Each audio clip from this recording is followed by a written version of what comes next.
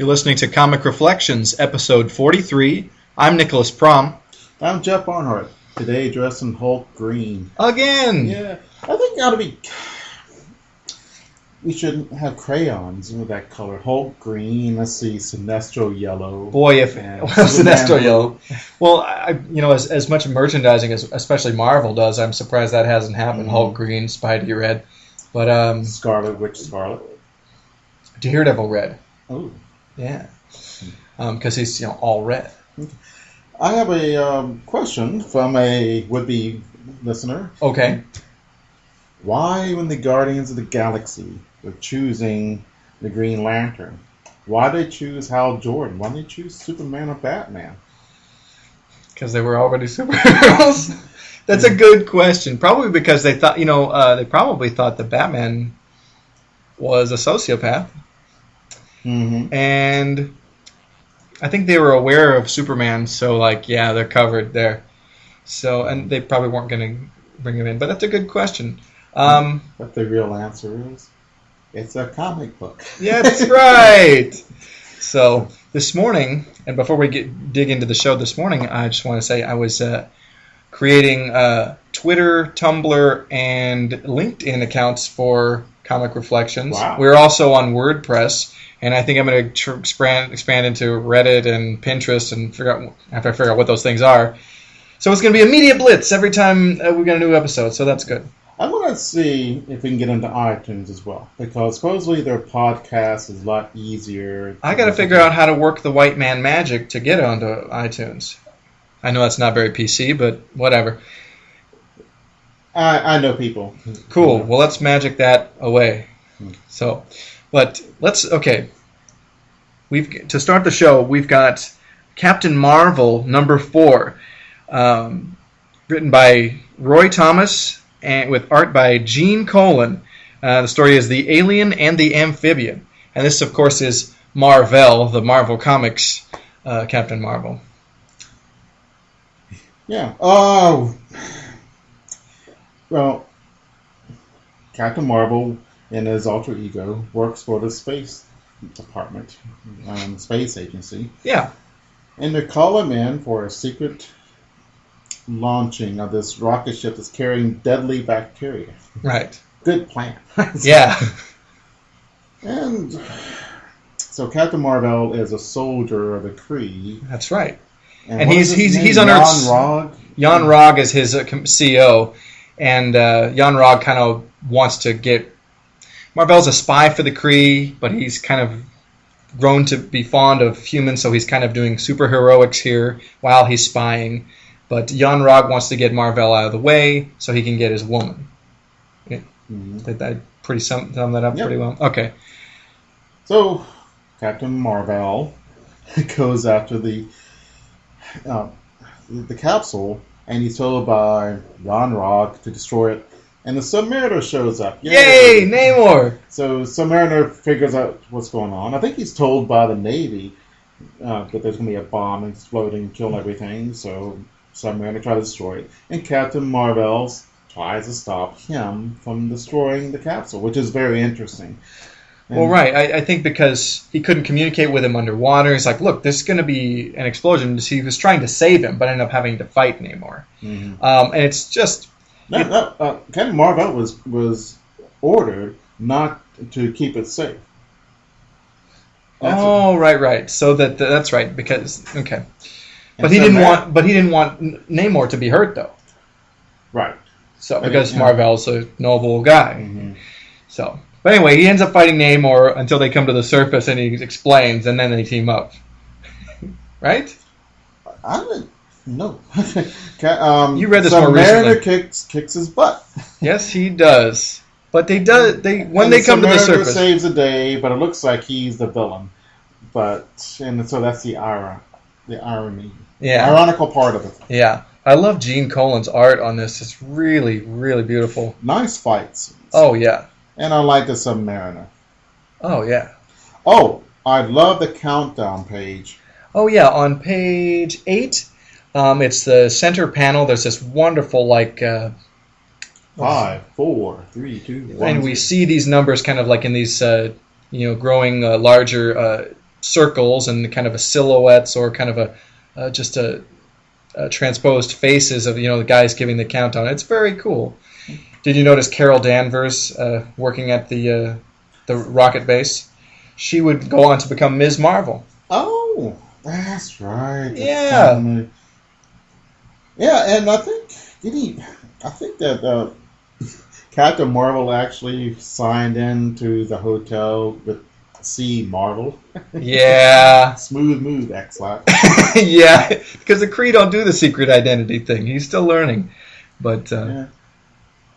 Oh, it says the newspaper says Captain Marvel saves a on the splash pan. And the splash panel. But Captain Marvel doesn't wear a cape. Right. On the splash panel, there's a newspaper, and it's referring to an earlier adventure. Yeah, that's very funny.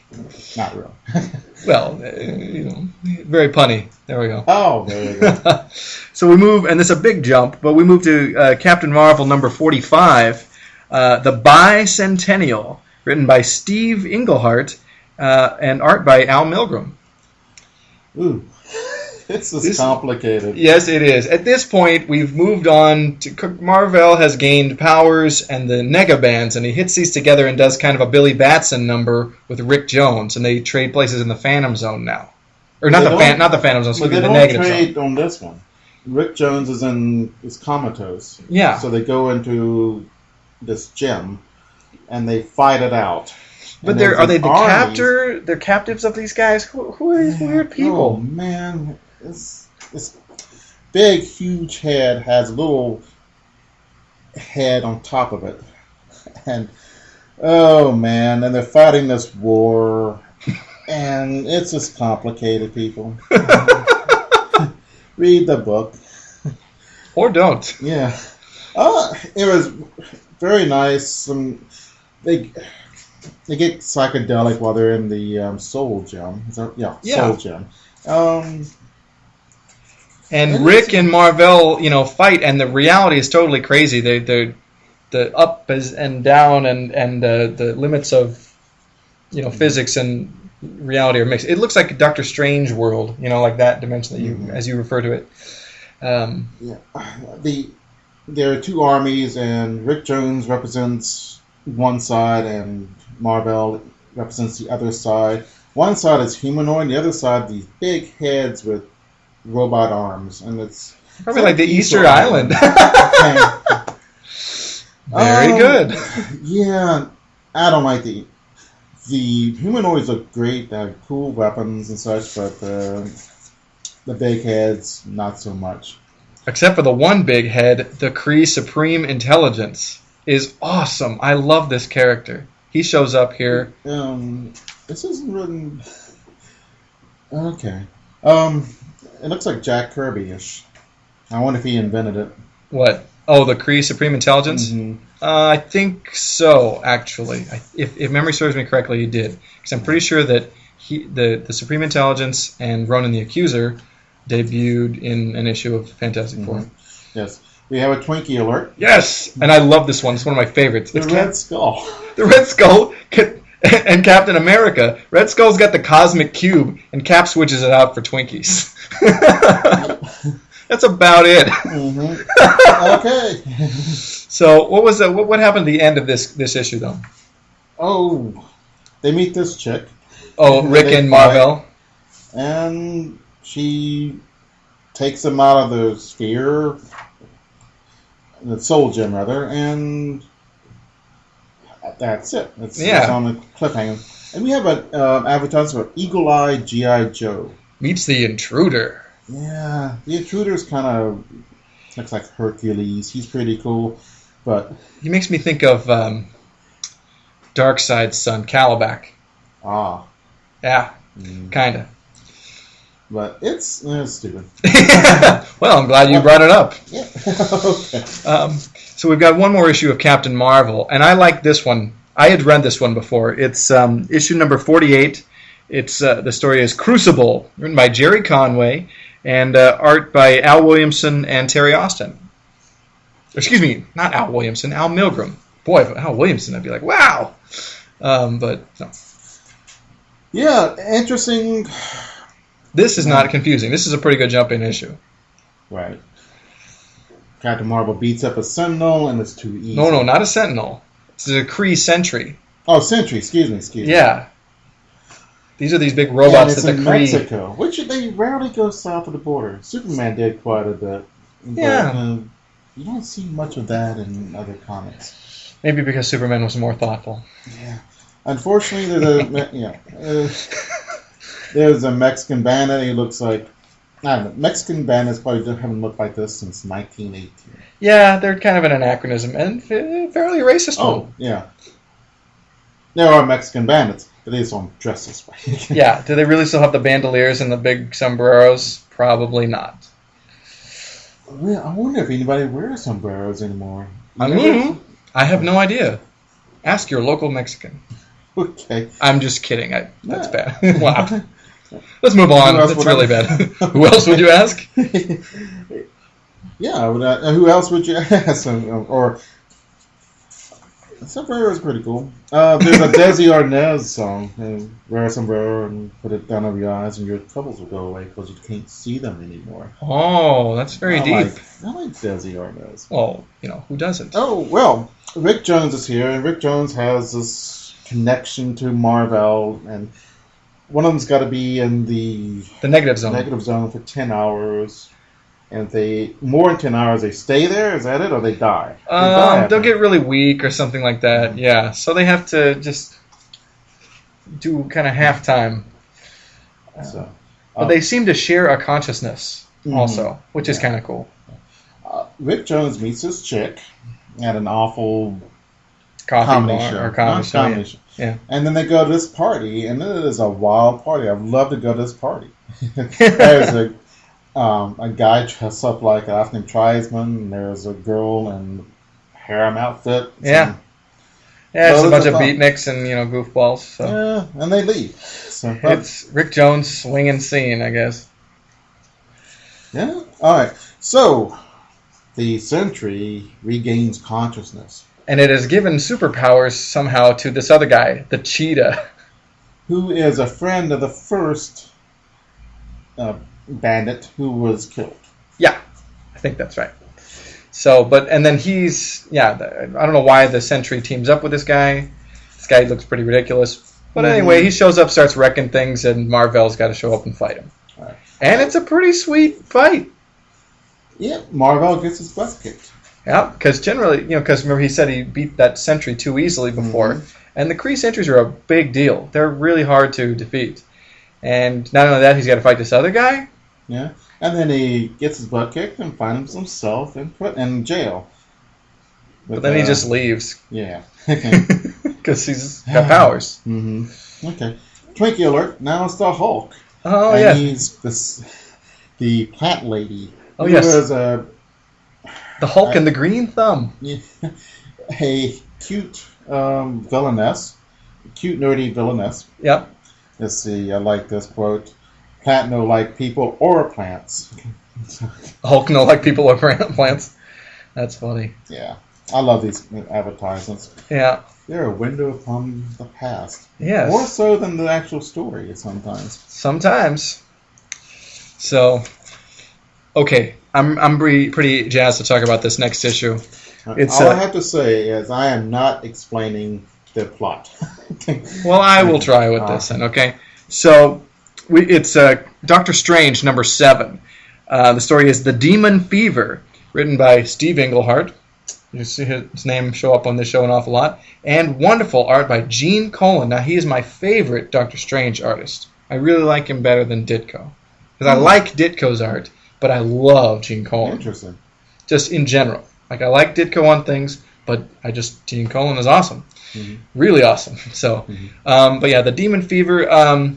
Clea, Doctor Strange's woman, she is kind of duking it out with Dormammu, who has found a way to get out of his oath that he had made with Doctor Strange, his promise that he would never attack the Earth again. So he's kind of gaining power, and she's trying to keep him. I think he was reborn. Yeah, right? he found a way to die and be reborn or something, which is creepy. Yeah. Be a great way to get out of financial debt. Yes, it would. But And he anyway, has a sister. yes, he does, and she's the key to his return, I believe. So he's kind of gathering power in his new form, and Clea's trying to hold him back. No dice, because she's kind of a novice sorceress compared to Doctor Strange. And yeah, Dormammu's sister is helping him to kind of regain his strength. And then Doctor Strange has to do battle with, I think, Dormammu's sister.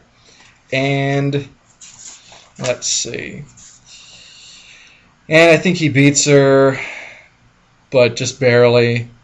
And then he's got to fight this other guy who's, I guess, her emissary or something, who turns out to be Clea's father. And Doctor Strange can't beat him alone. He needs help. So there's going to be kind of a trouble there. Because if they can't beat this guy, they can't keep Dormammu from being able to return. So pretty awesome issue all around. And I think it's beautifully drawn. oh man, Gene Colan is just one of the greats ever, and John Romita inking it. So you two masters right there. Yeah. I was confused. What's going on? And one of the problems with Doctor Strange, I like Doctor Strange, but the spells he just just come from nowhere, and I don't know the rules of Doctor Strange. Yeah, and he's one of those guys you do have to really dig deep with him. You can't just jump in with Doctor Strange. That's kind of the problem with the setup. I don't know how else we could do with the podcast, but just grabbing a comic book issue. We don't know what's going on before or after. We only have I only have a general foggy notion. Sure. And something complicated like this, it hurts. But I think it's interesting to look at. I thought it was. I thought it was nice. I think the more we do the show, I think that problem will fade. Yeah. So I think it's. I can tell there's already been a lot of improvement on that. Oh, okay. So yay. Well, we got this new microphone. It's already made me smarter. Yay! But that's right. It's our second episode with this new mic, and the audio quality is vastly improved, and that's good. So we've got DC Comics Presents number 10. It's Superman and Sergeant Rock in the Miracle Man of Easy Company, written by Cary Bates and art by Joe Staton. Yeah. Okay. Superman gets an award from the French, which he promptly throws away because it's got a bomb on it. Right. He does some super deeds, and the French want to give him this award, but someone's put a bomb in it. And how is he going to get away in time, go too fast, and go through the time barrier? But as he goes through the time barrier, the bomb explodes, and where he lands, he's got an amnesia. And he's right in the middle of World War II with Sergeant Rock. Yeah. So there was a couple of Nazis posing as U.S. GIs, and after they spied on Easy Company, they ditch their uniforms, and Superman finds one and puts it on, so he's kind of incognito. He thinks he's wearing like some kind of circus uniform. Mm-hmm. I like Sergeant Rock. Man, me too. Yeah. The problem with I don't want to be Debbie Downer. Yes, you do. You love that. I guess I do. I apologize. It's okay.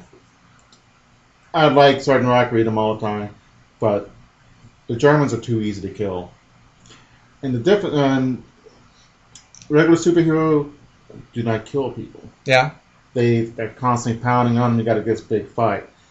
But in a war comic, you don't have an hour-long firefight with guns. Yeah. It's over pretty quick. So they're killing a bunch of people. So then, they're invincible. Boring. So yeah, somewhat. I think the Haunted Tank had some stories that seemed weird, a little more like, oh man, we're really in a pickle. How do we get out of this? And then the ghost tells the guy how to beat him. So once again, the Germans are dressed in blue, which is one of the reasons they lost the war. And if I was drawing for a war comic, I would learn how to draw a German tank. German tanks are fabulously, photogenic. They're incredible. They look really evil and all that stuff. You're getting paid to do it. Why not? Although I guess someone can say, you're doing a podcast about comics. Maybe you should learn more about comics. They might say that. Yeah, they might. But that's one of the irritating things about it. But it's a good story. Superman who cannot kill, so he will not blow up his tank, so he creates an earthquake. Even with amnesia, he's like, he can't do it. He can't kill the Nazis, which is really cool. But he finds a way to help Easy Company win the battle anyway. Mm-hmm. I do find Sergeant Rock to have awful dialogue. It's very stilted. I think it depends. I think, if it's Joe Kubert or Bob Conager writing... Actually, I'm not sure if Kubert ever wrote stuff, but Bob Conager, I think that's a little better. Oh. It's Cary Bates writing, so what do you expect? Yeah, now we got those crowds running like spooked jackrabbits. Yeah. Said no one ever. Yeah, but I still like it, so... Yay! Okay. So everyone can rest easy. Oh, whew, I'm so relieved. So we have DC Comics number 37. Excuse me, DC Comics Presents number 37. It's Superman and Hawkgirl. Mm-hmm. And this is written by Jim Starlin and Roy Thomas, and then Jim Starlin on art. And it's really lovely. Yeah. The stars like moths. That's from Asimov's The Stars Like Dust. Oh, yeah. I'm guessing. Alright. Hawkgirl. I've never seen before. I've heard of her. I've never seen her in a She's comic. Hawkman's woman, just so you know. Oh, okay. Well, I'll leave her alone. She is told about this Kryptonian writing in this cave, so she calls up Superman to go check it out. He finds out that his great-grandfather, what was his name? Yeah. Var-El. Was here before. Yeah, he traveled to Earth via teleportation. Had a lab here. Jor-El knew to send Kal-El to Earth. Which is really cool. I love any story that adds more shades to the Kryptonian legend. Any story that's like, how did, about the connection between Earth and Krypton or whatever. I always enjoy those because for something that seems like a 1 in a million shot that he would land on Earth, all these other things that circumstances that seem to surround it make it seem preordained. Right. There's Superman has a special destiny, and I like that a lot. Yeah. Oh, well, there's a guard robot that Var-El had put in place in his lab so that humans wouldn't bust in on it, and it fights Superman and Hawkgirl, and they destroy it. Or Superman does. Well, yeah. Hawkgirl is powerless against it. It's what's his name again? The Var-El? Yeah. He creates this complex, and he makes this iris, cosmic iris, where it opens up. And this is how they figure that he died. Superman gets sucked into it. Yeah, the iris is some kind of this crazy vacuum of the X dimension. Yeah, or it seems like matter is just kind of drawn together into antimatter or something, and yeah. They're drawn to this boiling red sun like moths to a flame. Hence the title. So Superman is hanging on, and I've never seen Superman look pathetic before and afraid. It's really kind of... Was that red energy depowering? Yeah. So Hawkgirl has to, fly in, and there's monsters in there. She got to fend them off and drag Superman out of it. Yeah. And she does, and that's kind of the end of the story. And he's learned a new piece of his, heritage. Yeah. Twinkie alert. We have... I love Twinkie alerts. Wonder Woman versus the Robot Master. Wonder Woman attacks him and captures him, but he has not committed a crime. And that's just a crime against fashion. Because he's wearing this awful... Can we get a little more volume on that jacket? Yeah. Oh well. Was a backup story. Yeah. We've got Whatever will or did happen to Rip Hunter, Time Master? And this is by... Where are my notes? Oh, it's Mike Tiefenbacher? That's right, with art by Alex Salviuk and Vince Coletta. Great names, all. Yeah. Although the writer I've never heard of before, but that's okay. Really? Yeah, really. Mike Tiefenbacher? Yeah, I never He's heard a new of one to that. me. But yeah, this is a cool story about Rip Hunter. Mm-hmm. Who I never heard of before. Oh, well, he's cool. He was a Silver Age DC character, and they're doing something him again here in this little backup story. So, probably to renew the copyright. Mm-hmm. But really? Is that okay? Yeah, if you don't use somebody, that's the copyright lapses, and I'm somebody sure else there's can. a line of people want to use Rip Hunter. Well, just in case, you never know. So. Oh. Is this rivalry against this awful person? What is it? James? Yeah, it dates back to Rip's college days. Okay, when Rip is inventing the time machine. And so they steal one of the time spheres and they use a backup sphere to go back into the future. And when Rip's team finds stuff in the future, these aliens come and beat him up. And then they figure out, hey, you're innocent after all. Yeah. And it's kind of cool, and they shake hands. And after they're being helped by Rip Hunter. Yeah. And then they go back into time and meet these aboriginals. Rip's got a team with him, 2 guys and a girl. In comics, I think the real aliens are women. In a way, yes. But yeah, it seems like a lot of these teams, they'll have like the team of 4 adventurers, sometimes more. And they'll have the girl there, just somebody to get caught by somebody so they can rescue. Mm-hmm. They usually don't add a whole lot more other than being the romantic interest. Right. Which is unfortunate. Yeah, it is. I like female characters. Even Wonder Woman is still like trying to please Steve Trevor, Mm-hmm. So. Yeah. Oh, but not a bad little story. Yeah, it's all right. It's nothing to write home about, but it's kind of cool. Mm-hmm. I think there's certainly better Rip Hunter material. The stuff Is there? I would like to read that. I think we probably will at some point. And stories from the '60s, mm-hmm. when he was originated, that would be the time.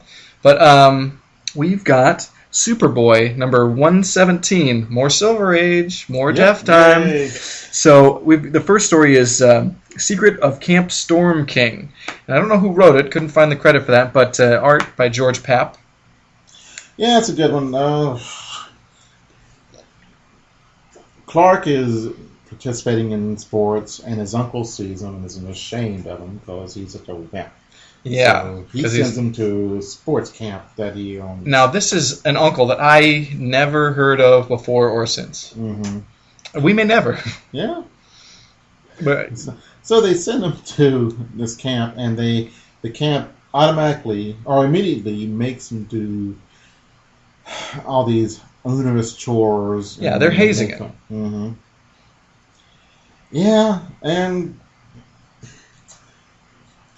they keep on hazing him.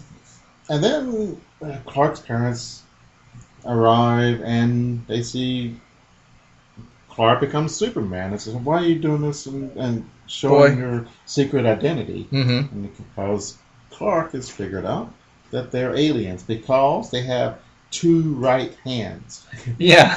And then if you go back and look, whenever you see somebody's hands, the people have 2 right hands. But I would have never noticed. When I read it, I was like, what? And then I went back and looked, and yes, sure enough, they did that. And so it was an alien invasion that he was thwarting.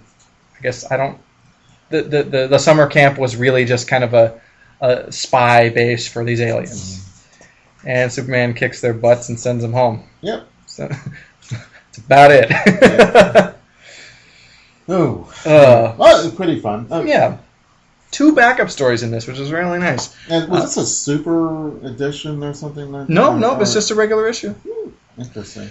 Yeah, it's not an 80-page giant, that's for sure. Ain't nothing like that. But it's got Crypto's Super Dog Pal. Yes, and that's got written by Otto Binder, art again by George Papp. Crypto asked Superboy by dragging his cape. I didn't know it was super elastic. I thought it was. Oh, sure. You know? I've seen him wrap it around stuff. Oh, and, yeah, you know. Yeah. So Superboy follows Crypto, and Crypto so I guess he doesn't have ESP, so he can't tell them exactly. Yeah, but sometimes it seems like they have ESP, so I don't know. Yeah, he seems to have a system of barks to kind of worked out to communicate. There's the Phantom Zone projector has a cameo in this issue. Yeah, so I'm not sure how he knows. Crypto knows there's a dog in the Phantom Zone. So Superboy looks. Oh, there's a dog. So he brings him out, and it's Spot, who was from planet Krypton and was his dog. Yeah. Before the cataclysm. Yes, we'll say that before the destruction of Krypton. Nice, before the cataclysm. I like that. Yeah. So Superboy keeps going back in time so he can see what happened, but then he finds out a little bit. Then later on, he has to go back further in time to see what happens. Yeah, and in the meantime, Crypto and Spot are having a wonderful time. You know, they're picking up a whale and moving it. Yep, and swimming, or digging into the earth, and all kinds of things that you'd imagine super dogs would do. Mm-hmm. So apparently, what happened was they sent out Crypto as an experiment, to make sure that the rocket will work. And we knew that, right? Then Baby Kal-El was sad that his pet was gone, so Jor-El created a robot. But he accidentally scorched it, so it has a spot on it. But Kal-El didn't notice it, being, 1 or 2? Yeah. So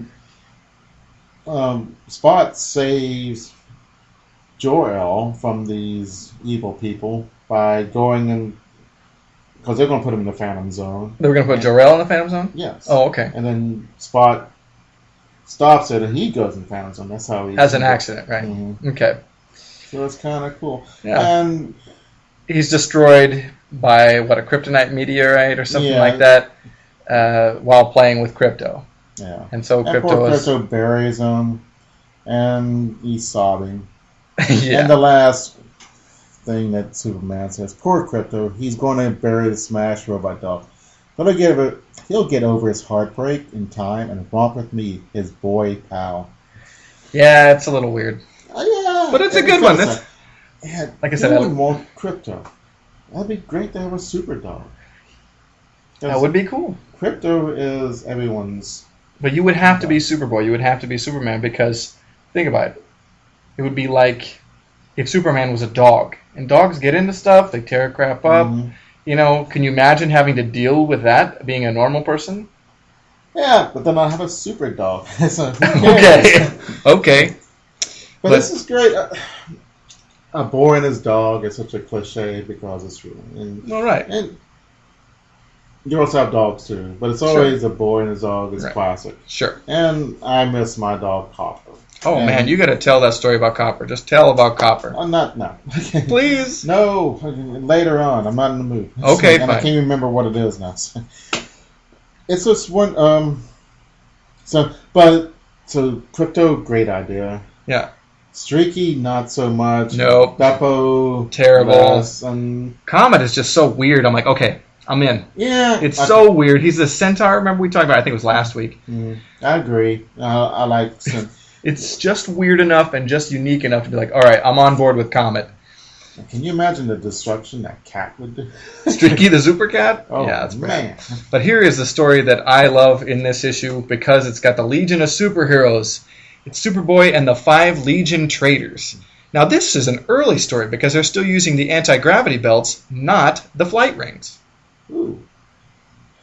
I wish they'd tell us when they was made. That story, I think it's... Well, let's see. This issue is from 1964, and I don't think that's a reprint, so right around there. Mm-hmm. And I want to say like 60 or 62 or 58 or something. Somewhere right around there is when the Legion debuted. Mm. So I noticed in the mail section, the letter page. The letter page. Superboy is carrying this huge mail sack. It's great. Yeah, for the letter call. Oh, that's fun. It's little extras that they don't need to do. Just makes it better. Sure. But Superboy and the 5 Legion Traitors check this out, written by Jerry Siegel. Because Mort Weisinger was probably one of the only people in the industry giving him work. Oh. Yeah. Oh, that's sad. But... Well, he kind of asked for it. I mean, he was not officially blackballed, but nearly so. Partly because of the lawsuit. It's like, boy, do we want to hire this guy and have him create stuff for us and have him turn around and sue us? But also, in the early days, Jerry Siegel grew up a nerd and slighted by people, and then he acted like a big shot after Superman was a hit. And he'd walk into people's offices like, I'm Jerry Siegel, the creator of Superman, blah, blah. And people were like, get out of here. He'd go to Lev Gleason's office looking for work or something like that. Like, I know exactly right who you are. You'll never work for me. Get out of here. Because he would pull that attitude. And who wants to put up with that? Right. Because, you know what, there's plenty of people who write comics, even then. So... but he definitely got cut down to size, probably more than he needed to. And Mort Weisinger definitely humbled him a great deal as well. But he gave him work, so... It's comic book world is vicious. Yeah, I mean, but if you're going to have that attitude, you kind of deserve to be taken down a peg a bit. Not to the degree that he did, and honestly, I think Joe Shuster got an even rawer deal just because, he had lost his sight and basically lived in poverty for almost the rest of his life. But, yeah. Anyway. Okay. Well, Superboy is moving an inhabited world to another sun to save it from a nova. Yeah, Silver Age, when Superman could move planets. So he goes through this explosion and goes back to Smallville. And here comes the Legion of Superheroes. Yeah, and who it's at? Chameleon Boy, Element Lad, Sun Boy, Ultra Boy, and is it Chemical? Brainiac 5. And Brainiac 5. Who's one of my favorites. I like him. Not matter, no matter-eating lad. Oh, he's so lame. He should have been in the Legion of Substitute Heroes. Yeah. Or Bouncing Boy. I like Bouncing Boy. Bouncing Boy was voted on by its fans. What do you mean? It was a fan idea. Oh, yeah? Hey, give us an idea for a Legionnaire. So and then it's really cool because he married a Triplicate Girl or Duo Damsel later. So the fat guy gets 2 or 3 chicks basically. Yeah, that's pretty awesome. That's fan service for you. Right. But you're rooting for Bouncing Boy because he's cool. Yeah. And kind of pathetic. You feel sorry for him. Oh, so they're flying around Smallville. So they go to class and they start explaining things to the classmates. And one of the cool things is well, so that's not Sunboy, it's Invisible Kid. Invisible Kid. It tells about these dimensions and other worlds, rather. And one place where the buildings, machines are alive and intelligent. And it looks kind of like a cartoon, but the cars look cool. Yeah. And then there's Necropolis, where everyone's dead and these spirits roam around. Creepy. And then Gothic Terror, a beautiful, weird city on the planet Bestia, which is inhabited by monsters and take turns concentrating in a purple globe. The magnified love vibrations cast through space by the globe counteract evil everywhere in their galaxy. So they had a peaceful galaxy because they love conquered all. Yay! And then let's see, Energite, which can cure anything. Oh yeah. So here's Clark listening to this, and then Ultra Boy says, "Hey, I'm going to reveal a secret. Clark Kent's Superboy." Right. So then Clark realizes he's in a different dimension. Because he's not in Smallville, he's in Smallville. That's right. It's spelled differently. He's on a parallel Earth. This is the multiverse. It's a parallel Earth vibrating on a different frequency with some minor differences. And this Legion of Superheroes are actually villains. These are traitors to the Legion. And, so once Clark gets wind of this, what happens next? Well, one thing, he's explaining about the universes being...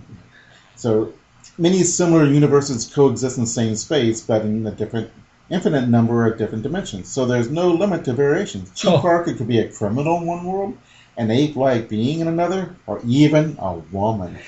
Yeah, I thought that was pretty funny, but also, boy, pretty bad. Like, yeah, oh man, that's a different world. Oh, it certainly is, and a different time. Yeah. I don't know, ape-like being, I can see that, but a woman, no way. You got to be kidding me. Yeah. So, this Clark signals to Superboy of this world that he's in trouble. Mm-hmm. And so the Superboy comes and saves the day and sends those Legionnaires off. Yeah, these renegade Legionnaires. They've been expelled from the Legion in this universe. Mm-hmm. I just like the look of Brainiac 5. He's got a green face and blonde hair. And I like his purple jumpsuit. He's got like a purple janitor's costume. Mm-hmm. But he's really cool. I like him.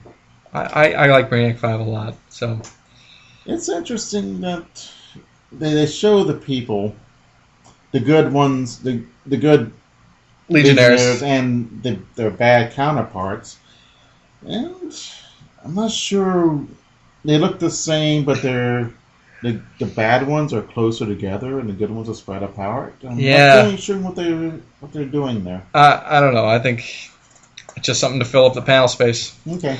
But so I really like that issue, especially the Legion story, because I'm a sucker for the Legion of superheroes. I love the Legion as well. They're great. The next couple of weeks, I think we're going to dig deep into many, many Legion stories. Thank you, God. Yay! So, moving on, we've got Batman, number 305, Death Gamble of a Dark Knight Detective, written by Jerry Conway, art by John Calnan. I liked this story. Yes, I did too. Dark Knight. Yeah. This is spelled N-I-G-H-T. When did he become known as the Dark Knight? K-N-I-G. That was one of DC's likes to throw nicknames around all the time. That was actually very early in one of the earliest Batman stories, the Dark Knight. He was referred to as that. It became the popular thing. Now this is kind of a portmanteau to kind of dark and night, and not have two Ks. Oh. See, they've kind of smeared two words together. But he became really known as the Dark Knight Detective, like in the 70s, and then especially when the Dark Knight Returns came out in the 80s, then it was like, oh, he was always Batman. Oh, the Dark Knight, So, but it was just one of several nicknames. The Caped Crusader was, probably the main nickname he was given. So anyway, Batman is fighting this terrorist group, the Death's Head group? Right. Led by Thanatos, this really cool skull-faced villain. Why does Thanatos sound familiar? It's from mythology. He's like a god of death or something like that. Yeah. At this time, there were a bunch of European terrorist groups. Bader Meinhof and the Red Brigade was in Italy, so this is topical. This is okay. Mm-hmm.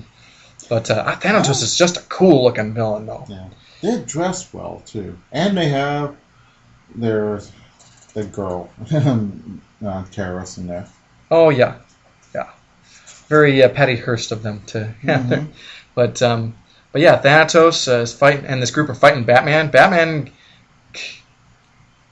basically gets knocked out by his grenade. Commissioner Gordon shows up and brings him to his feet. Luckily, they don't have the time to kill him. So yeah, because they're going to blow up the whole city because they captured a bomb. Yeah. So Batman meets this reporter chick who conveniently shows up around the time to cover the story. Lena Mueller, which is a strange name for an Italian reporter. Yeah, Mueller, German. Mm-hmm. So, is it a fake name? Probably. Could be. And apparently Bruce Wayne's taken this chick out on a couple dates also, so weird. You almost immediately know she's got to have some connection to the terrorist group. It's a little convenient she just shows up. but we don't know what it is. Yeah. So there's a and she gives him clues. Yeah, which is cool. You think she's helping Batman. Mm-hmm. There's a gambling ring going on this offshore casino. There are these rich tycoons losing all their money because they start making really stupid business decisions. Yeah, and turns out it's all a trick put in place by Professor Amos Fortune, who was this an early Justice League villain. And his whole things are luck manipulation, that kind of that's his whole bag. And so he turns these people into gambling addicts, so they just blow all their money at the casino, and the house has the advantage, so he's just raking in the dough. Right. But Batman gets wind of it, kicks his butt. Yeah, it's kind of a... Does he have anything to do with the terrorist organization? Or is No, it's just another plot. Okay. There's just other things, and this affects his ability to combat the terrorist group. Mm-hmm. I know, I thought, whoa, Amos Fortune is tied in with that? I totally thought there was a connection, but there isn't. Do you want to take... I know you want to take this... Frankie Alert, Green Lantern. Against the Mirror Master, one of the great Flash villains. Oh, is he? Yeah. I love that the Mirror Master says, "Not so fast, Ring-a-ling." Yeah, boy, these ads are really well written. Not. Have you noticed the superheroes never eat the Twinkies? That's true, because superheroes only eat their fruits and vegetables. That's right. I have not seen the superheroes eat the Twinkies. They give them to the bad guys because it's junk food. Yeah. Yeah. See, that's all you need to fight crime. Hostess, fruit pies, and Twinkies. Yeah. So, does the FBI know about this? Well, they should. So, but anyway, Batman, he's a gambling addict, and even though he's beaten Amos Fortune, he's going to go after Thanatos and the Death's Head group. And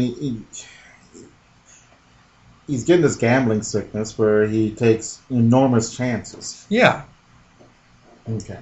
Another segue. The Super Duds sweepstakes. Oh, yeah. Sponsored by the Joker. And he writes this huge... It's a two-page spread. Yeah. And making fun of do-gooders and all that. It's really cool. Yeah. I would enjoy it immensely. The people who put out Clark bars and that kind of thing, they did this contest several times, and they would team up. They would kind of team up with Marvel and DC Comics to give prizes away to kids who bought all their candy bars, Milk Duds, Clark bars, Zagnuts. Like Clark bars and Zagnuts, are these even around anymore? And I was thinking they have a really lousy selection. I don't like any of them, I don't think.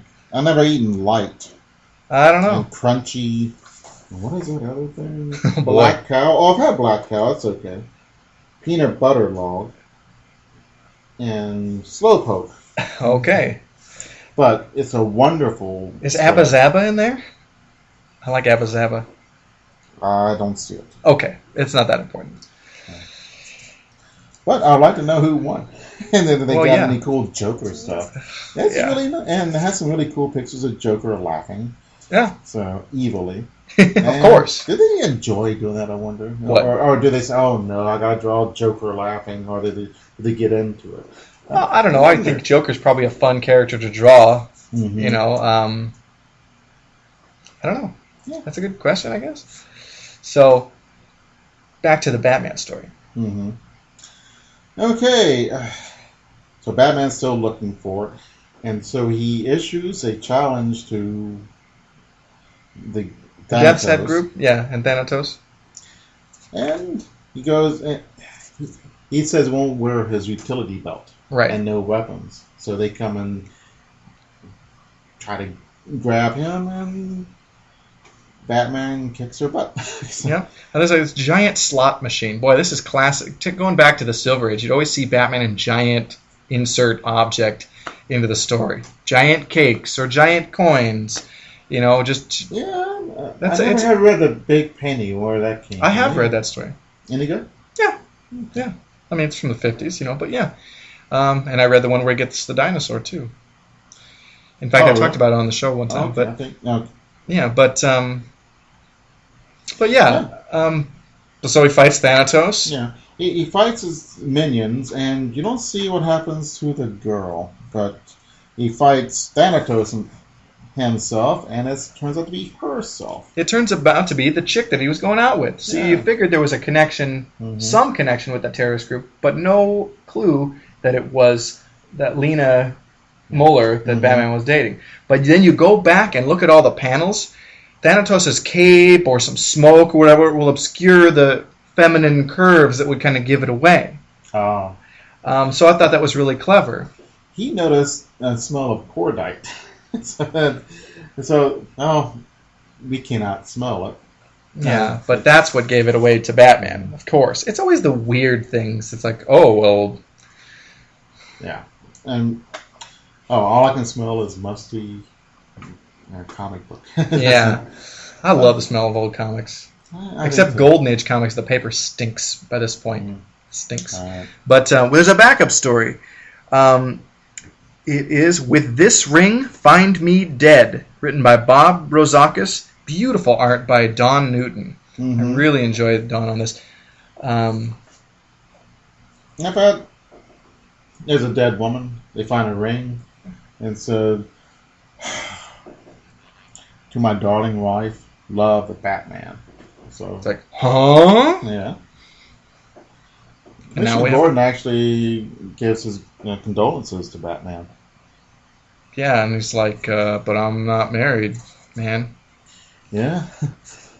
So Clark, excuse me, not Clark. Bruce. looks up on the Bat computer. Yeah. Just and it actually, this ring has gold, lead, and iron, quartz, sodium chloride, and seaweed, of all things made of it. So he goes in disguise. Looks pretty cool. Yeah, he looks like a trucker or a dirty hippie and like a drifter, and so he's just going looking for information. It could be grunge, huh? I don't know. It's a plaid shirt. Yeah, but that's going to be 20 years later. Hey. He's a visionary. I don't think Batman's going to go ahead of his time in disguise. But that'd be cool. Yeah, okay. He visits the goldsmith. The goldsmith calls some people, and because he recognizes the ring, and he thinks that the woman is dead, but it's another woman entirely. So Batman has to fight these citizens. And it turns out that the woman's alive, so... Yay, right? Right. It's weird when Batman fights people when he's in disguise. Right. Looks very good. I like that. So, the end of it, he goes back, defeated, can't figure it out. And this guy sneaks into Wayne Manor. And he took X-ray photos. And he knows Batman's secret identity. Right, so... Probably going to try and blackmail him. So we have this reader. What would you do? Ponder your answer, then join us for the next issue. I don't know what I would do. Well, we know what happened in the Dark Knight trilogy. The guy that tried to blackmail Bruce Wayne. Not smart. Yeah. The logical thing to do would be to kill the guy. But he must have something like he sent a letter to his lawyer or something if he doesn't... Yeah. Yeah, who knows? There are ways out of that. He's up to no good. Yeah. Started making trouble in my neighborhood. So, I love this next issue. It is Batman number 310. It is The Ghost Who Haunted Batman, written by Len Wein, and art by Irv Novick and Dick Giordano. Now, I love this. It's Batman against the Gentleman Ghost. Yeah, and there's Cockney assistants. Yeah. It's pretty cool. Yeah. The Gentleman Ghost was, or allegedly, this old highwayman who was killed and then came back as a ghost. But if he's really a ghost, how come he's committing robberies? Right. So that seems kind of undefined if he's actually supernatural. Catwoman has a cameo as Selena Kyle. Bruce Wayne's thinking, can we be an item or what? Batman is not living, or Bruce Wayne is not living in stately Wayne Manor. That's correct. Living in an apartment complex. In the 70s, the Wayne Foundation, they had Batman move out of Wayne Manor and set up in the Wayne Foundation building in the middle of Gotham City. So it made sense, like, cool, he could just get to crimes faster and stuff like that. And he could have the more public image of Bruce Wayne, billionaire playboy. You know, it's almost more of a hidden in plain sight thing, kind of like Superman. Yeah, we see. I see Lucius Fox the first time on print. And we'll see him again. I like Lucius Fox I a do great too. deal. He's a great I character. thought Morgan Freeman played him well, but then Morgan Freeman plays everybody well. Yeah, his first role as Easy Reader on the Electric Company. Right.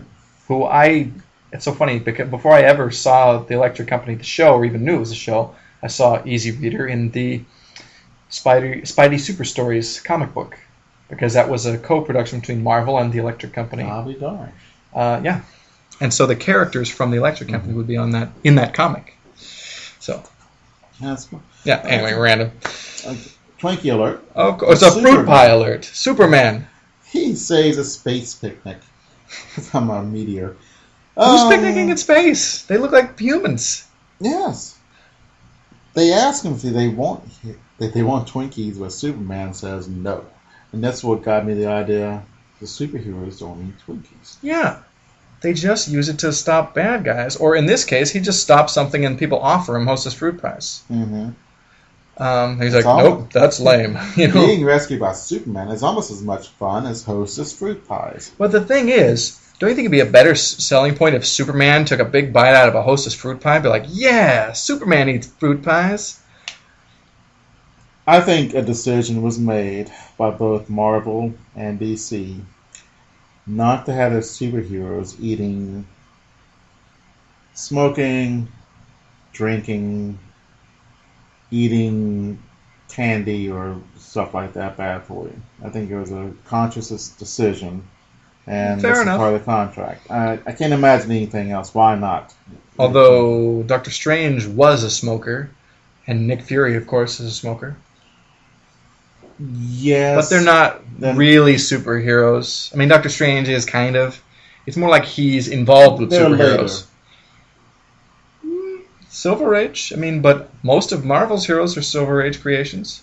I mean, yeah, you never see Captain America smoke, but... I think they were toward the later end of the Silver Age. 62 or 3 with Doctor Strange. Are you serious? Totally serious. But again, he smoked, and this was an earlier part of his life, I think, once he had the accident, then went to Tibet and all that stuff. I don't think he smoked after that. But I don't know. What else could there be? Having a character smoke is very Steve Ditko. Mm-hmm. Yeah. Okay. Yeah. But anyway, Batman is fighting the Gentleman Ghost. He's robbing stuff. Yeah, and talking in this highfalutin English. His minions speaking Cockney. Yeah. Sorry, Governor. Yeah. We're doing the best we can. It's really cool when Batman throws a bat rope to, bind the Gentleman Ghost's wrists, and then the rope just goes through it. And Batman's angry. Yeah. Oh. If you stymie Batman, he's going to be angry. Mm-hmm. It's kind of cool. Well, the Gentleman Ghost snags Alfred, and this is the first time I've seen Alfred be... Kidnapped or anything? Not kidnapped, but on the wrong side. He actually helps the Gentleman Ghost. There's an earlier Silver Age story where actually Alfred loses his memory and gains superpowers and becomes this supervillain. Cool. Yeah. I think it's just a one-off or maybe a couple of times, but yeah. It was this other identity that, surfaced and then disappeared, but yeah. Yeah. But the thing about this story, not a bad story, pretty cool, we never figure out what's going on. They don't tell us, was it a trick or was it a real ghost? Or yeah, I mean, Batman, it ends with, Batman beating the Gentleman Ghost, but the ghost gets away. Mm-hmm. So, and crashes. Yeah. And there's no body. There's lots of ghostly laughter. Yeah, I think that they wanted to maintain the ambiguity of, is he a real guy or is he a ghost? Mm-hmm. He'd given a lot of trouble to Hawkman and I think the Golden Age Flash. Oh. The Gentleman Ghost had been around for a long time. Early he was just the Ghost, but that's a little too generic, and you can't quite copyright that. Yeah. So, but Gentleman Ghost is just a better name. So, But yeah, we've got a pair of issues of Blackhawk. Now, I love the Blackhawks. I love the Blackhawk team. Blackhawk number 208, The Secret Crimes of Blackhawk, written by Bob Haney and art by Dick Dillon. Okay, what are the nationalities here? Andre's French. Right. Chop Chop is Chinese. Mm-hmm. Chuck is an American. Olaf is a Swede. Hendrickson and Stanislaus, I want to... Stanislaus got to be Polish. Hendrickson, he's... Norwegian? Hendrickson, I want to say he's Austrian. I wonder if he was German before World War II. Well, here's the thing. The Blackhawks debuted as a World War II comic. They came out in the 40s. They're Golden Age. Oh, okay. And they actually were not a DC Comics creation. They were from Quality Comics, who put out Plastic Man and Uncle Sam and Doll Man, all the characters that would become the Freedom Fighters later. Mm-hmm. But DC bought the Quality characters after they ceased publication, and then incorporated them into the DCU. Blackhawk was a really popular comic. But in fact, originally, Blackhawk, the leader, was a Pole, and then they changed him to American. That's right. During the Golden Age. And then years later, in the post-crisis continuity, they brought it back to him being this Polish guy, Janos. But yeah, in the bulk of his career, he was Bart Hawk. That was his real name, Blackhawk. But I can't remember where Stanislaus is from. I want to say, Hendrickson, excuse me. I want to say it's Austria. But anyway. Oh, no, it's got to. He's by Yemeni, isn't? I think that's Swedish. That's what's confusing me because he's. Yeah, one of the things that annoys me is doing accents in comics. By Gar. Yeah, and by it's Yemeni? Even though I really, really enjoy the Blackhawk team, I just like, you know what? You told us they're from there. We can imagine an accent. Yeah, a little bit of accent, but Yemeni every 4 pages. Or by Gar in every sentence. That can't be like the go-to phrase in everything. Before I ban loosen up. Or could be.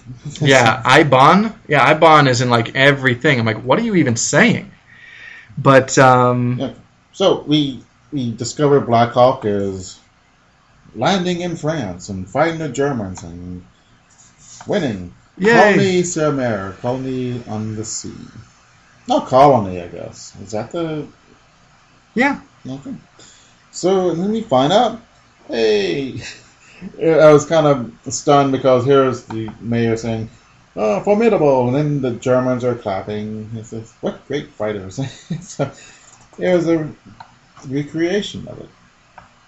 Anniversaire de la Libération, Colonie Sommaire. And that's the only French I can do. Well, okay, that's pretty good. That's more than I could do, other than parlez-vous français, which. Mm-hmm. So they're clapping themselves in the back, and all of a sudden, ex-French resistance fighters come in and seize Blackhawk. So the others follow them. They find out that Blackhawk is accused of treason. Yeah. So they go to court, and they prove that he's a criminal, then Blackhawk escapes. Yay! Yeah. And so they're followed down into this Nazi lair, and they see all kinds of stuff. Yeah, like monsters and things. There's a big giant lizard down in the cave. Right, and fireworks, and I think Chuck and Hendrickson have to fight this lizard, and yeah. So they figure out that it's these blue men. Yeah, like aliens. Giants. They look like buffalo walking on 2 legs. Sure. So they figure out that one of the French resistance fighters is actually a Nazi. And he had set up Blackhawk, because Blackhawk was undercover when he was pretending to be a Nazi. And it was a gas that was making them think they saw these monsters. They weren't really there. Well, not bad, though. Yemeni. Jeez. So the backup story is Chuck's greatest act. With rocket raiders. These guys in rocket suits ripping people off. And they escaped. And so Chuck, who's the brain of the organization, has made it to look like one of the captured rocket men. That's right, so they can infiltrate their hideout or whatever. Mm-hmm. He infiltrates, and the leader has this machine that shows which ones are true. Make sure that you're really who you are. Because they catch him at it, so he fixes the machine so everyone looks like. That's right, because Chuck is the electronics expert of the team. That's now I remember. And so the bad guys all start fighting each other, thinking that everybody's a phony. Yeah. And then Chuck just like pulls a gun on them and waits for the Blackhawks to rescue them. Yeah. And Hendricks said, "Thunder and Blitzen. Forget it. We don't understand a word you're saying. We admit it. You're an electronics genius." So. That's right. And I have to say, though, with the Silver Age stuff, you see how they've toned down Chop Chop from the really racist incarnation. Well, now they have... I think Chop Chop was like the, "Hey, Chop Chop, make us dinner," and now he's a pilot. Yeah, well, but in his original... It's funny, in the Golden Age, Chop Chop actually had solo stories, too. Ooh. Yeah, and... super racist. I mean, because he was a big buck tooth, bow in his hair, looked like he was wearing a yellow dress, really bad. And then they've really made him look like a human being in these stories, and he's a member of the Blackhawk team. He's a pilot. I mean, he flew with them in the Golden Age adventures too. Yeah. Okay, I thought it was just. But I don't know if it was like immediately. I think eventually he was. But the next issue is Blackhawk number 209. The lead story is King Condor's Winged Furies. It's the greatest splash page ever. Blackhawk has been turned into a half bird, half man, and is fighting King Condor, who has done the same to himself. Yeah, he tells him to give up, or I'll turn you completely into a bird. But just wait. Yeah, this is goofball stuff, but it's fun. Yeah, so it starts out, King Condor is this reoccurring Blackhawk villain, and he has created these wings for himself so he can fly. He's kind of like the vulture. Mm-hmm. But anyway, he escapes prison. He's fashioned a new set of wings and just escapes. And then he goes to this island hideout of his. Meanwhile, the Blackhawks on Blackhawk Island are goofing around with this remote-controlled robot duck, and they make Hendrickson look ridiculous, which isn't hard to do since he's a comic fool of the bunch. Yeah, they really downplayed any of that with Chop Chop. It seems like Chop Chop is just there. Mm-hmm. Hey, here's Chop Chop. I mean, he never says anything. Not much. He has a line there on like the third or fourth page, but yeah, Chop Chop. It's like he was definitely the comic foil, and now he's like just kind of almost. He's part of the team, but he doesn't do much. Right. Oh, they should have renamed him or something. Or just trim down the team. Good grief. There's like 7 of them. And you really don't get to know them at all. They just say something... like in an accent to let you know they're French or Polish or something. Oh, well. So, there's this... Here we got this island being moved by birdmen. Mm-hmm. So they go there, they get their butts kicked again. There's a lot of butt kicking in comics. You notice that? That's kind of good. I think it's what kind of brings people in. Somebody's going to get their butt kicked in this issue. Apparently, they have these whistles. The birdmen do. Yeah. And it blows so hard that it blasts your eardrums. And it crashes everybody. Excuse me. Hey, have we seen the Blackhawk battle cry in either of these issues? I don't think so. Where they parachute down and they go, Hawka! I'm serious. That's their battle cry. I'm not doing it really great, but it's awesome. It's one of the cool things I really like them. Yeah. Well, they find out that the birdmen are held prisoners by King Condor. Yeah. They're just sailors who landed on this island. They drank this weird water, and they got bird wings. And then one of them figured out that you roll in this grass or weed.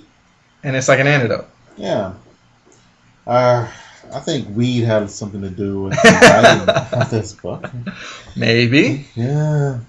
But it is the 60s. But if they do not get that weed, they will turn completely into a bird. Yeah. So that's why King Condor makes them do criminal things. Right. And Blackhawk and is it Stanislaus or Hendrickson are turned into birdmen. Mm-hmm. Blackhawk and Hendrickson. By Yemeni. Yeah. Okay. Another interesting thing, they had these barrage balloons, which were used in World War II. I'm thinking World War One as well. They're just a big balloon tethered to the ground with a steel cable. If you fly into it, you lose your rings and crash. So people stayed away from them. Well, okay. Well, they made these. Barrage balloons are made out of balloon material, but these are made out of steel. Yeah. So what It's they take a do, lot of hydrogen to make that float. they fly around it with their jets and make it hotter and hotter and hotter, and then it blows up because of hot air. Right. Okay. And that's how they defeat the Birdmen, right? Right, and they... Hendrickson and Blackhawk team up and kick the crap out of the King Condor. Mhm. Almost on the Black Condor. But and they win, and they get to be humans again. So, Yeah. so the backup story is Operation Confusion, and I don't remember what happened in this story at all, to be honest. Oh, there's this, I guess, Italian village Sure. being attacked by the German battalion infantry, although it looks like a lot more. The tanks look okay. They're not historically accurate, but they look good. The villagers fight off the Germans, but the Germans are winning. Mm-hmm. So the Blackhawks come and shoot up a bunch of stuff. They run out of ammunition, so they come down and fight them on land. The big payoff is that they start spreading confusion. Among the Nazi camp Right. at night, Mhm. right? And they pretend that the volcano, which is next to the village, is erupting. So the Germans ran away. Yeah, and that's kind of it. Well, not bad. Yeah. So our very last book of this episode is, normally we go in a pretty alphabetic order, but there's a reason I moved this one up. DC, like in the Silver Age, they had to have a lot of these non-superpowered adventure teams. They had the Blackhawks, they had the Challenges of the Unknown, and the Sea Devils. And we've got Sea Devils number 4. And the lead story is The Sea of Sorcery, written by Bob Conager and art by Russ Heath. It's really beautiful. Oh, beautiful is not... Russ Heath is enough one of the word. greats of comics. I mean, really. It is, yeah, absolutely beautiful. Not the splash page. I love it when the comics, and this last week too, when you're underwater, the waves will send little shadows. Yeah. And the shadows on the fish and the people are just fantastically beautifully drawn. It's And it's amazing. utilized very well in this comic, especially on the splash page here. Okay. There's a group of people called the Sea Devils. And they fight underwater crimes. Mhm. You know, There's a leader. His name is Dane. Biff is a big, hunky guy who is a klutz. what's the girl? Judy. Judy is the girl, and then like her kid brother, who's a Nicky. ginger, and he's just a pain in the neck. Yeah. And As all are. As are he's all the Johnny gingers. Storm of this, yeah. But Just kidding. so you're gonna be in hot water, Jeff. Right. So don't you live with 2 of them? So, yeah, indeed. They go down to this place that's supposedly haunted or magical or sorcery Yeah. laden. So Biff, clumsy muscle man, goes down and sees this wooden mermaid on a boat. It's the figurehead. Yeah. He pries her off and she turns out to be real. He wants to stay, but he's got to go up because his air is running out, which is kind of cool. In this magazine, I had the sense, oh man, I got to get up there. There's air is running out, and I get that. So you were really drawn into this story. Yeah. You were there with Biff. Mhm. Oh, that's great. Oh, not just Biff, but The whole also team. They do make you sense the impending doom if they don't get oxygen, and I like that. It's just well done. Yeah, and Robert Conager, he was one of the big writers at DC, and he wrote a lot of their war stuff. Mhm. And you'll see like the better Sergeant Rock and Haunted Tank stories are more often than not written by him. Mm-hmm. So poor Biff goes up, and he tells the other people about it, and they laugh at him. Yeah. But then weird stuff happened to them too. So why are they laughing at somebody with a weird story? Then they have these weird stories too. So the little guy, the kid brother, who cares? He sucks. Whatever his name is. Yeah, he sees one of those what is that? The sawfish. Is it sawfish? Is that the word for it? Yeah, I believe so. That's not the genus Subguaranius name they give to it, but that's what people commonly call it, sawfish. Yeah. So he sees that, and the sawfish actually helps him out. He helps the sawfish. There's a spear in it, and he yanks it out, and the sawfish takes it for a ride. Like Androcles and the lion. Oh, yeah. So then Judy, and there's a wonderful picture, lovingly drawn, of her with the shadows, the wave shadows over her. It's really well drawn. Oh, yeah. I'm looking at that panel, too. It's really lovely. She meets a merman and kisses him, and he turns out to be alive. Well, right on. So now everyone's laughing at each other. Because they all think they were seeing things because they thought they all had the bends. Mm-hmm. Dane goes down, and he gets caught up in seaweed. And what happens is, here comes a mermaid and a merman. And the sawfish, and they help him get out. Right. It's kind of how they get up and they put him into a decompression chamber. So, I swear I saw them, and they said, and they laugh at him. Yeah, and that's the whole story. Yeah. You think it's kind of dumb, but it's so beautifully drawn. Yeah. Way to go, Russ Heath. You're awesome. Man. Yeah, it is very, very well drawn. Yeah. So the backup story in this, The Secret of Volcano Lake, written by Bob Haney, and art by Russ Heath. Again, go ahead. Yeah, Sono Boy. Sono Buoy. Oh, yeah, just a one-page filler. And it's a real science thing, though. Yeah, and I had no idea, but that's what they look like. And I was pleased. Yeah. Also a cool Green Lantern. Oh, a great house ad advertising upcoming issues of Green Lantern and the Flash. Yeah. They had the alien bird head guy, and he's yellow. Tomar Ray. Yeah. Is he yellow? Yeah, he's. I've always seen him more orange, but whatever. Mm-hmm. Also, Tomar Ray is actually a fish man. He's got a beak, but he's more of a fish person. Oh, okay. And a Flash fighting a Gorilla Grodd. Yay! Okay. And this thing from many lands, how a car is made from stuff from rubber from Malaya and manganese from South Africa. It's a PSA ad, yeah. But a cool car. Back when they had fins. Yeah. This was written when I was 2 months old, and this is the world I was born into. It's 60. Way back in 1962. Mm-hmm.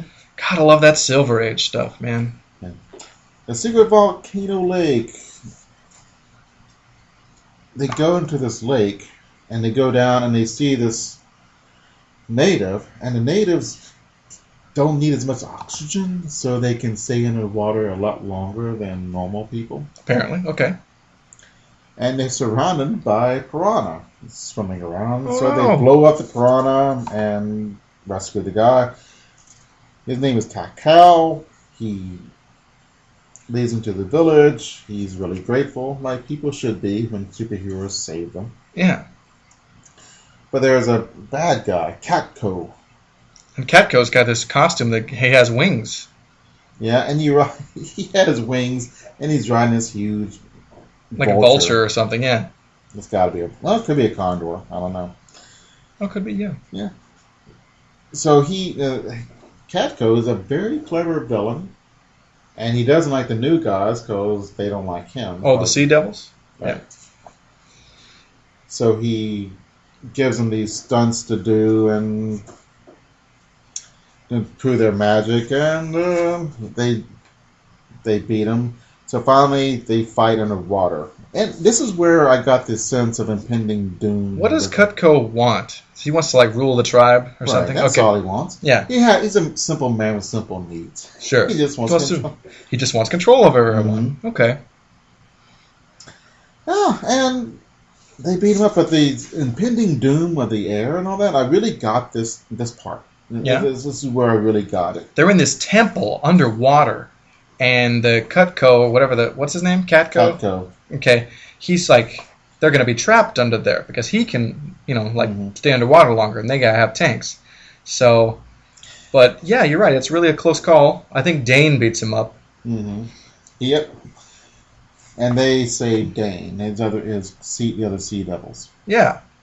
And then they're friends with these village people. Yeah. And they got rid of the guy who was trying to take over. Yeah.